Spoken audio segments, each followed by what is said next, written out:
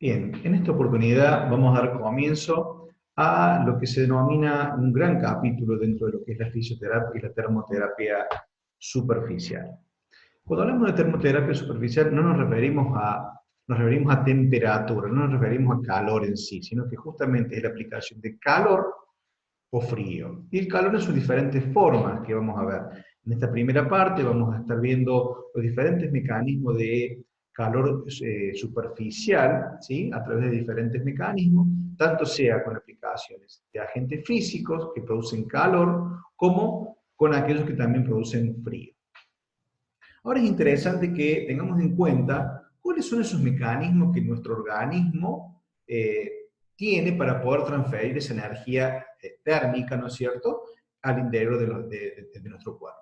Hay diferentes mecanismos, uno que se denomina irradiación o radiación, en realidad, que son todos aquellos, el uso de agentes dentro del campo electromagnético, que lo vamos a ver un poquito más adelante, y el ejemplo típico de este son las lámparas infrarrojas, que vamos a luego a ver un práctico de referencia.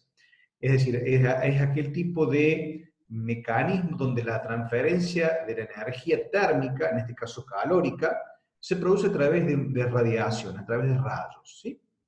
El sistema de transferencia térmica por conducción se refiere a cuando hay dos superficies que están en contacto, es decir, donde existe una transferencia de energía de donde hay más temperatura a donde hay menos temperatura, es decir, va por contacto, o sea, la conducción es por contacto.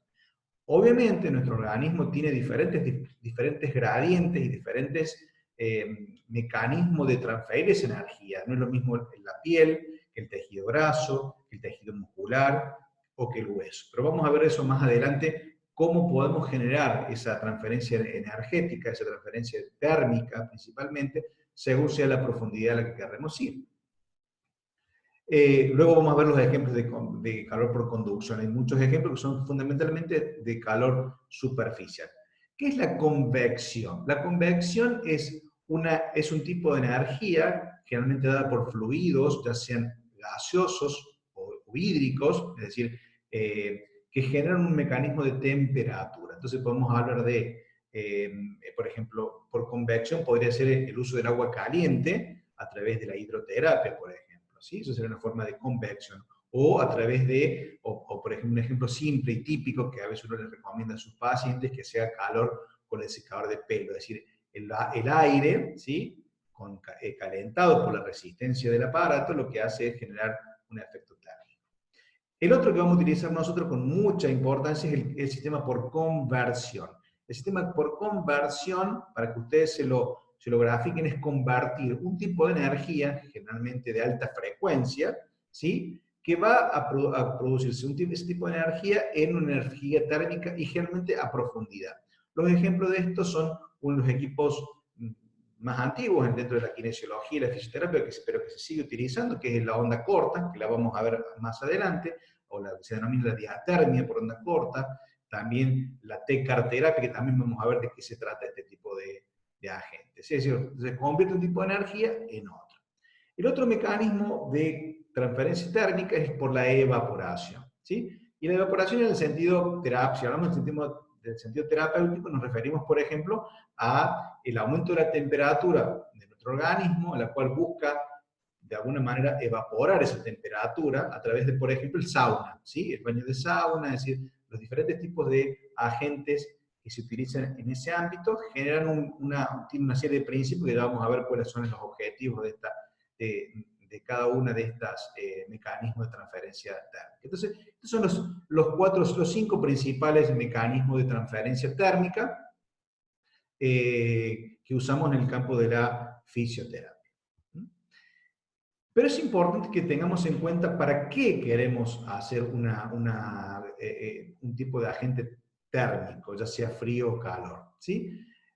¿Qué es lo que buscamos? Buscamos principalmente lo que son respuestas fisiológicas. Estas respuestas fisiológicas son, ¿qué produce esa energía cuando atraviesa nuestro cuerpo, cuando pasa la barrera de la piel? Bien, hay una serie de mecanismos que es interesante comprenderlos porque nos va a permitir poder evaluar adecuadamente qué está pasando, qué hago cuando yo aplico una determinada terapéutica. Entonces, por ejemplo, a nivel celular, fíjense, pasan una serie de cambios.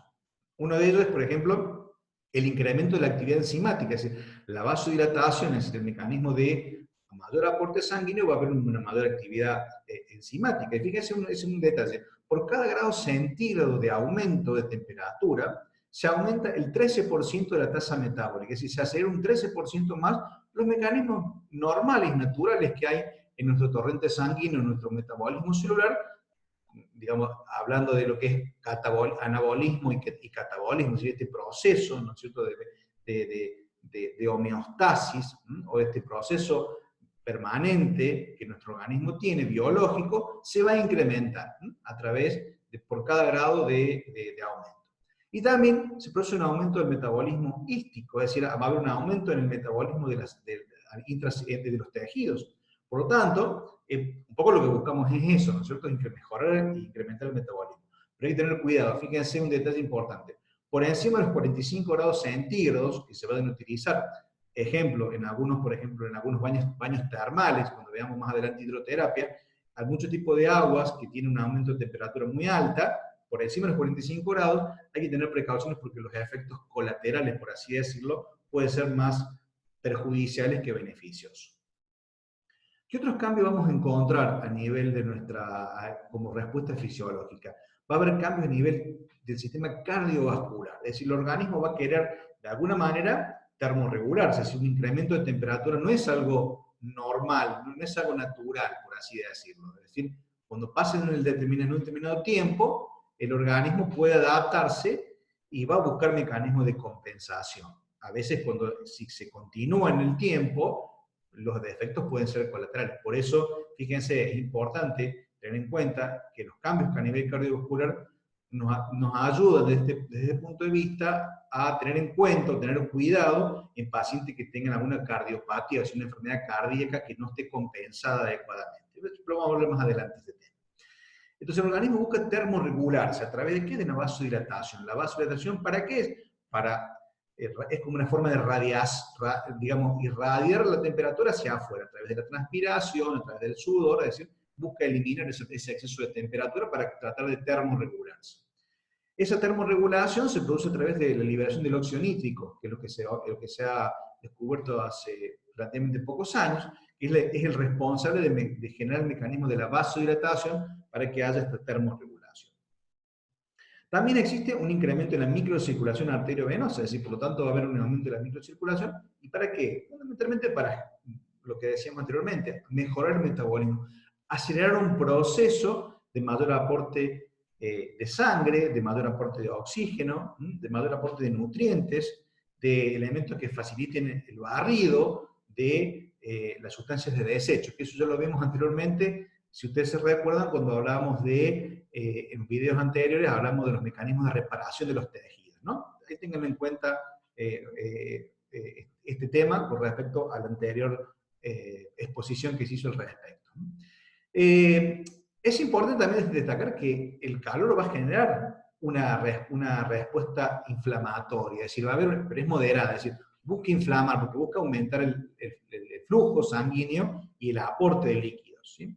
Esto se va a producir por una liberación de una sustancia que se llama histamina y las prostaglandinas, que en algunos momentos son positivas y en otros son negativas. En este caso, la histamina, por ejemplo, es un vasodilatador, es decir, va a aumentar el calibre de los vasos, en el sentido de, mejor dicho, la apertura de los vasos para que haya mayor aporte sanguíneo y mayor aporte. También a nivel del sistema circulatorio se produce una modificación del pH. El pH sanguíneo tiende a alcalinizarse, por lo tanto la coagulación va a bajar, va a disminuir. También va a bajar la glucemia, si el azúcar en sangre, y va a disminuir la viscosidad de la sangre. Por lo tanto, si yo tengo, por ejemplo, si yo entiendo de que me va a modificar el pH sanguíneo, va a disminuir la coagulación, digamos, ahí surge la situación en la cual es muy fácil o estaría incorrectamente aplicado el tipo de termoterapia, ¿no es cierto?, cuando hay un aumento en la circulación sanguínea, porque produciría mayor hemorragia. Entonces es importante cuándo aplico calor o cuándo no. ¿Sí? Entonces el calor está contraindicado, ya lo vamos a ver más adelante, más puntualmente, pero aquí lo estamos explicando. Estamos dando como algunos fundamentos fisiológicos de por qué está contraindicado el calor en procesos donde hay hemorragia, en procesos donde hay una aleación reciente. Entonces recuerden, disminuye la coagulación, el pH se alquiliniza, baja la glucemia y hay una mayor viscosidad sanguínea. Otra respuesta fisiológica que buscamos con el aporte con la aplicación del calor es algunos efectos a nivel de efectos neuromusculares, por así decirlo. A nivel del tono muscular, si ustedes se recuerdan, cuando vieron en fisiología seguramente, o han visto lo que es el complejo tendinoso de Golgi, vieron las motoneuronas, vieron las fibras aferentes sensitivas. En este caso, el calor lo que produce es una actuación sobre las fibras gamma, ¿sí? Y eso va a facilitar que el espasmo muscular disminuya. Por lo tanto, justamente de allí surge la aplicación, es decir, el uso del calor en casos para bajar justamente el tono muscular, para relajar un músculo. También va a producirse un efecto sobre los receptores termosensibles. Ustedes saben que nuestro organismo tiene una compleja red de receptores térmicos, químicos, mecánicos, ¿sí? Nociceptores, es decir, receptores al dolor. Es una compleja red de receptores que nos permiten ir sensando cada una de los estímulos externos o internos que se produzcan en el organismo como un mecanismo de defensa o un mecanismo de regulación. Entonces, hay activación sobre los receptores termosensibles, lo que también ayudaría, ¿no es cierto?, a bajar el dolor. Se usaría como analgésico en este caso, ¿no? También se produce una mejora en la elasticidad, es decir, se produce un incremento en la elasticidad de los tejidos. Y esto es muy importante porque nos sirve a nosotros como mecanismo de tratamiento, ¿sí?, de recuperación de ciertas estructuras. Ya vamos a ver luego ejemplos de esto. Y también el hecho de que existe un mayor aporte sanguíneo, un mayor aporte de los nutrientes, un mayor barrido de las sustancias de desecho va a disminuir lo que es la fatiga. También se ha comprobado que la respuesta que se produce a nivel de los tejidos es modificar las propiedades viscoelásticas de los tejidos, es decir, la viscosidad de los tejidos, especialmente en aquellos tejidos que son ricos, ¿no es cierto?, tejidos fibrosos ricos en colágeno, ¿sí? Entonces es muy importante poder trabajar fundamentalmente a nivel de los tendones, a nivel muscular, fundamentalmente. Entonces, en ese nivel nos sirve de un aporte muy importante para poder aplicar una terapéutica que tienda a abordar diferentes alteraciones del sistema osteo-mioarticular, ¿no? A nivel óseo, a nivel muscular, ¿sí?, y a nivel articular.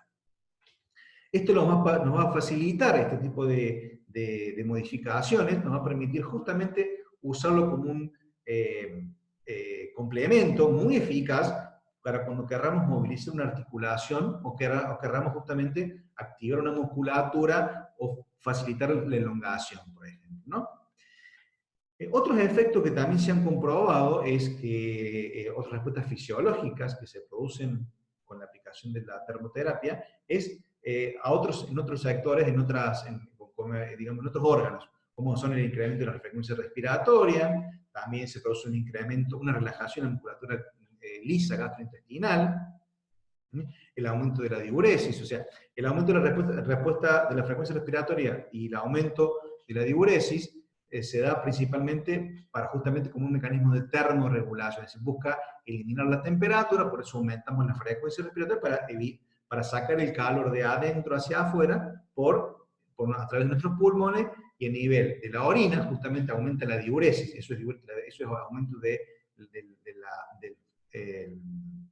del filtrado, ¿no es cierto?, renal, justamente eliminar líquidos para poder bajar la temperatura. Por eso hay que tener en cuenta que si una persona es sometida a altas temperaturas, por ejemplo, no hablemos de una temperatura terapéutica, sino días de mucho calor, por ejemplo, ¿por qué se recomienda estar de alguna manera, hacer un aporte líquido con mucha frecuencia? Justamente por esto, porque el organismo trata de compensar esa diferencia de temperatura entre el exterior y nuestro cuerpo y comienza a aumentar la diuresis. Y es muy fácil que nos deshidratemos. Entonces, si es un paciente de edad avanzada, por ejemplo, un adulto mayor, va a correr riesgo muy fácilmente de deshidratarse.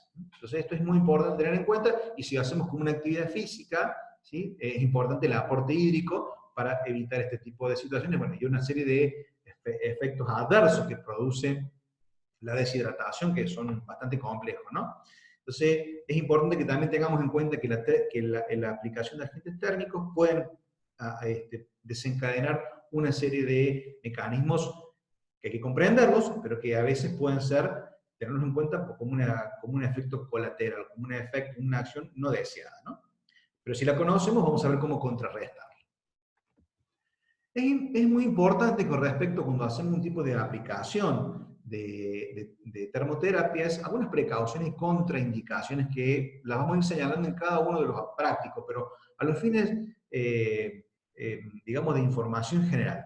Es importante, gran parte de la dosis de la termoterapia, en muchos casos se hace a través de la sensibilidad subjetiva, es decir, en base a lo que el paciente nos dice.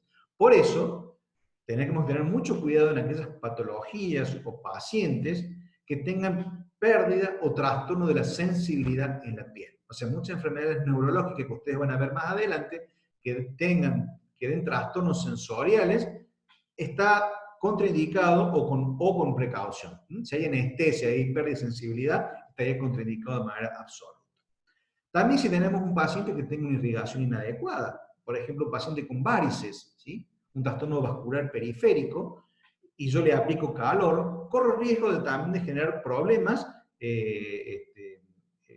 o efectos no deseados. Entonces, es muy importante tener en cuenta este tipo de evaluación cuando veamos al paciente qué condiciones tiene, y tener en cuenta que si la irrigación es adecuada o inadecuada.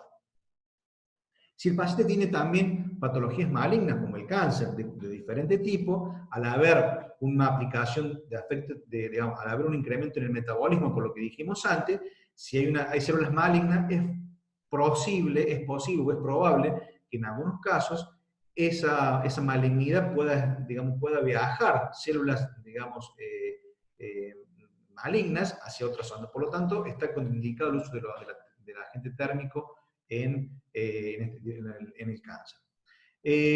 También es importante no aplicar en procesos inflamatorios en fase aguda. ¿Recuerdan ustedes cuando vimos el proceso de curación, la respuesta inflamatoria eran los primeros días? Esa es la fase aguda, donde existía lo que era el calor, el rubor, el tumor, el dolor, todo lo que tiene que ver con la tetrada de Celso que hablaba, y la pérdida de función, que era la otra que también se señalaba. En estos casos no debe aplicarse calor.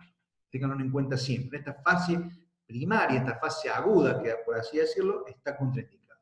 Como así también está contraindicado si el paciente tiene fiebre en forma general, o si la articulación está fiebrada, entre comillas. Es decir, si hay un aumento de temperatura en la zona, tampoco apliquen calor.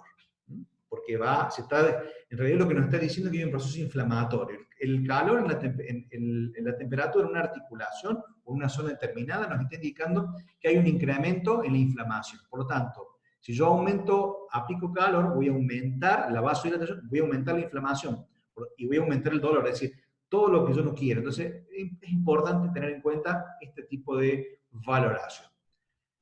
Algunos agentes terapéuticos hay que tener mucho cuidado si son pacientes que están descompensados cardiovascularmente, como les decía anteriormente.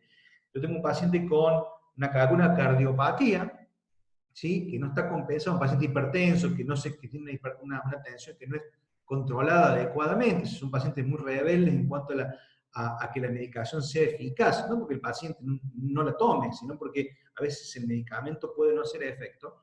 Y esas subas y bajas de tensión nos debe alertar en el tipo de agente terapéutico a seguir. Por ejemplo, vamos a ver más adelante, en la segunda etapa del año, seguramente vamos a ver la parte de lo que es hidroterapia, el uso del agua como agente terapéutico, con temperatura, el cuidado que hay que tener con los pacientes con una cardiopatía, porque va a producir alteraciones que a veces son efectos no deseados. Entonces recuerden esto en sus pacientes y valorar si el paciente está compensado, ¿sí? A nivel cardiovascular. Recuerden que los antecedentes cardiovasculares en nuestro país ocupan un lugar altísimo, ¿sí? Una gran mayoría de pacientes tienen problemas cardiovasculares. Por lo tanto, es algo que lo vamos a ver muy comúnmente. Obviamente tampoco debe aplicarse algún tipo de agente térmico en la zona de las gónadas, ¿sí? O sea, testículos o ovarios, ni sobre el feto, o sea, sobre el útero grávido, ¿no es cierto? En desarrollo, es decir, especialmente algunos agentes terapéuticos profundos, como el caso de la onda corta, que lo vamos a ver más adelante. No es un problema del uso de la termoterapia superficial alejado, ¿sí? Siempre hablamos de la superficial. Si hablamos de algún agente que utilice un campo electromagnético, la onda corta, ¿sí? La tecarterapia, específicamente, o el ultrasonido, no hacerlo sobre esta estructura, ¿sí?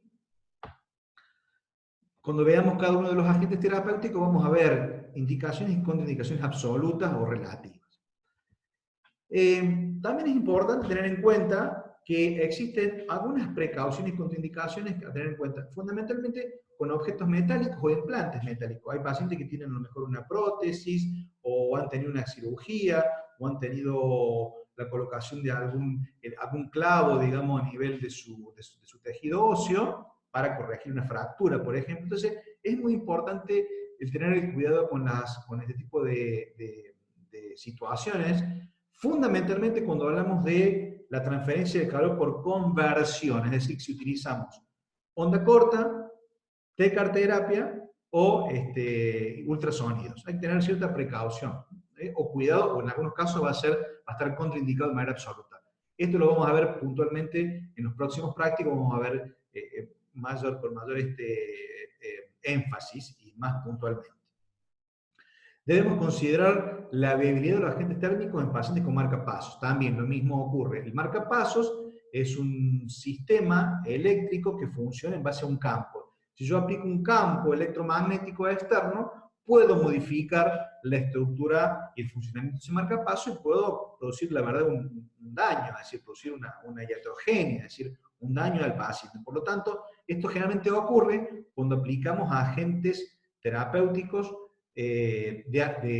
digamos, de campo electromagnético, digamos, como en el caso de la onda corta, nuevamente lo repito, el ultrasonido en algunos casos, pero fundamentalmente el campo magnético, también la magnetoterapia, está contraindicado. Lo vamos a ver más adelante, cuando veamos en la segunda parte del año, vamos a ver magnetoterapia, vamos a ver específicamente. Pero vayan teniendo en cuenta sobre qué elementos térmicos vamos a poder aplicar. Obviamente un agente térmico superficial, una lámpara infrarroja, u otros agentes de contacto o por transferencia energética por conducción, que vamos a ver luego en los prácticos, sí se pueden aplicar. Lo que no se puede aplicar son aquellos agentes que generan un campo electromagnético, ¿sí? Y puedan modificar el circuito.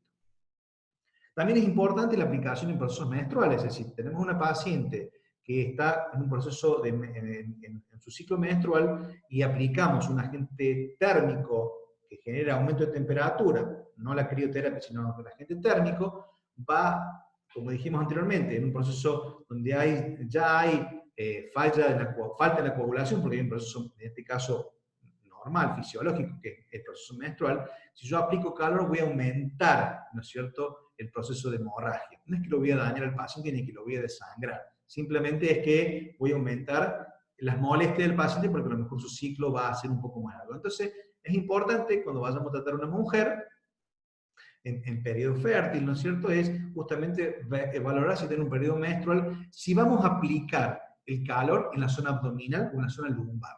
No hay ningún problema que yo aplique un agente térmico en otra zona del cuerpo alejada. Fundamentalmente esto está dado cuando vamos a aplicar en la zona local. Ya dijimos abdominal o en la zona lumbar o lumbopélvica.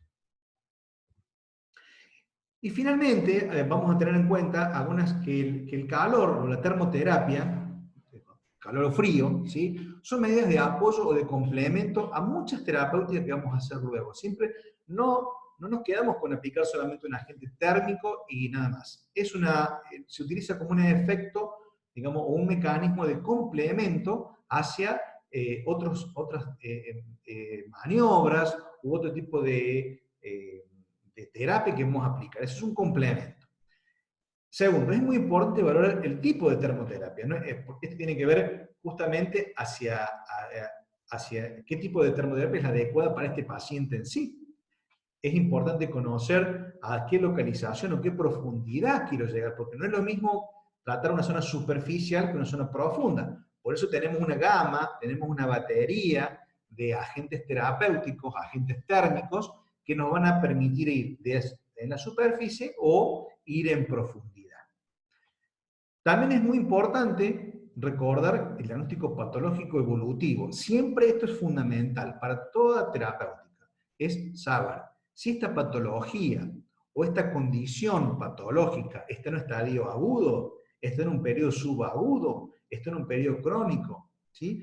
Y esto es importante que ustedes lo remarquen con el video anterior donde vimos los procesos de curación. El estadio agudo son los primeros días, son los primeros 48, 72 horas, donde predomina el proceso inflamatorio, la fase de respuesta inflamatoria, ¿sí? Ahí, dijimos recién, habría que tener cuidado con la aplicación de agentes térmicos que generen aumento en la temperatura. Sí puedo usar frío, puedo usar termoterapia, pero frío.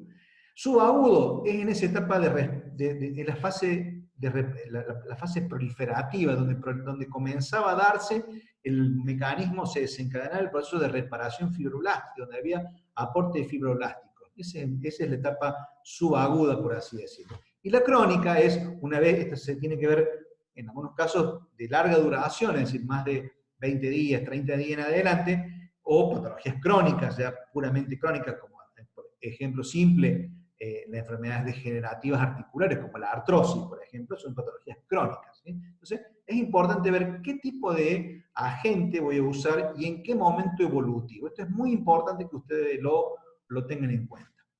Y obviamente, esto tiene relación, como les decía recién, respetar los tiempos básicos, ¿sí?, de la acción biológica. Es decir, tiene que ver, por un lado, conocer, recordar los procesos evaluativos, ¿sí?, los procesos evolutivos de una cicatrización de un tejido, pero también recordar que hay tiempos en los cuales el organismo va a buscar, la pregunta sería, ¿cuándo es más efectivo cada agente terapéutico, ¿no? Entonces, hay algunos que dicen menos de 5 minutos, 10 minutos, no se producen los mecanismos de reparación o los mecanismos metabólicos que yo necesito disparar. Eso es discutido, pero bueno, como norma general, menos de 5 o 10 minutos no hay una acción biológica, no se despierta ese mecanismo de reparación de los tejidos. Y otros autores dicen que, por ejemplo, no más de 40 minutos sería lo ideal que hiciésemos una aplicación terapéutica de termoterapia con calor, ya que el organismo comienza a adaptarse y ya deja de hacer efectividad. Pero esto es solamente un dato, y, por así decirlo, ilustrativo, pero no es, la verdad, no lo tomen tan precisamente, sino que en realidad cuando vayamos a ver cada agente terapéutico vamos a ir viendo las dosis de energía, vamos a ir viendo cómo se dosifica, vamos a ir viendo los tiempos adecuados y cuánta energía yo necesito para poder desencadenar diferentes procesos, ¿sí? Así que, bien, en los próximos videos ya como vamos a ver la termoterapia superficial, teniendo en cuenta los diferentes agentes, vamos a ver también el uso de la lámpara de infrarrojo, que es uno de los elementos muy simples, pero muy utilizado en el campo de la fisioterapia, y además de bajo costo, y el uso de la crioterapia, ¿no?, los diferentes mecanismos de acción de la crioterapia. Bien.